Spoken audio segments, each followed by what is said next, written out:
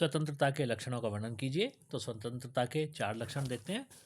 पहला है स्वैच्छिकता यानी कि वॉलंटरीनेस। स्वतंत्रता का पहला लक्षण है स्वैच्छिकता, जब व्यक्ति अपने निर्णय स्वयं की इच्छा से करता है, किसी बाहरी दबाव या बाध्यता से नहीं। दूसरा लक्षण है बाधा का अभाव, एब्सेंस ऑफ एक्सटर्नल कॉन्स्टेंट्स।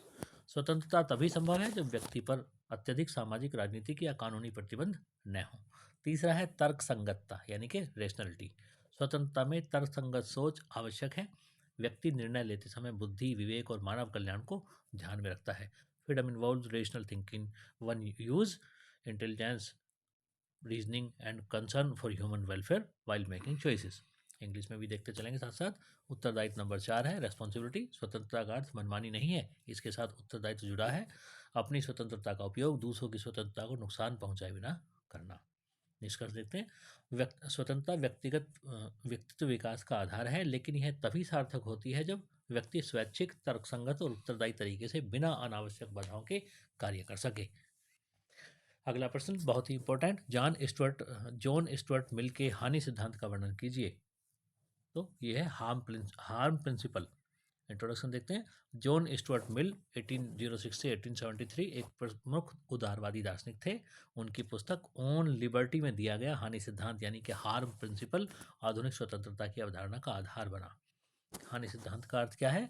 इसके अनुसार व्यक्ति को पूर्ण स्वतंत्रता दी जानी चाहिए जब तक कि उसके कार्य किसी दूसरे व्यक्ति को हानि ना पहुंचाएं। और इसमें देखते हैं फिर हम पहला पॉइंट, व्यक्तिगत स्वतंत्रता की रक्षा, प्रोटेक्शन ऑफ इंडिविजुअल लिबर्टी। मिल कहते हैं कि व्यक्ति अपने शरीर, जीवन और कार्यों का स्वामी है। समाज या राज्य केवल तभी हस्तक्षेप कर सकता है जब व्यक्ति के कार्य से दूसरों को नुकसान पहुंचे। आत्म संबंधित कार्यों में स्वतंत्रता, freedom in self regarding actions. यदि कोई कार्य केवल व्यक्ति स्वयं को प्रभावित करता है, जैसे जीवन शैली, भोजन, विश्वास, तो उस पर रोक लगाना गलत है। पर संबंधित कार्यों में नियंत्रण यानी कि restriction on other regarding actions. यदि व्यक्ति के कार्य से किसी अन्य व्यक्ति की स्वतंत्रता, अधिकार या जीवन को हानि पहुंचती है तो राज्य को रोक लगाने का अधिकार है। सामाजिक उपयोगिता और तर्क। मिल का मानना था कि समाज की भलाई तभी संभव है जब व्यक्तियों को सोचने, बोलने और कार्य करने की स्वतंत्रता हो, लेकिन यह स्वतंत्रता हानि न पहुंचाने की शर्त से बंधी है। अगला है पॉइंट नंबर 5, अभिव्यक्ति की स्वतंत्रता, फ्रीडम ऑफ एक्सप्रेशन। हानि सिद्धांत अभिव्यक्ति की स्वतंत्रता का भी समर्थन करता है। गलत या अलोकप्रिय विचार भी तब तक स्वीकार्य हैं जब तक वे किसी को प्रत्यक्ष हानि न पहुंचाएं।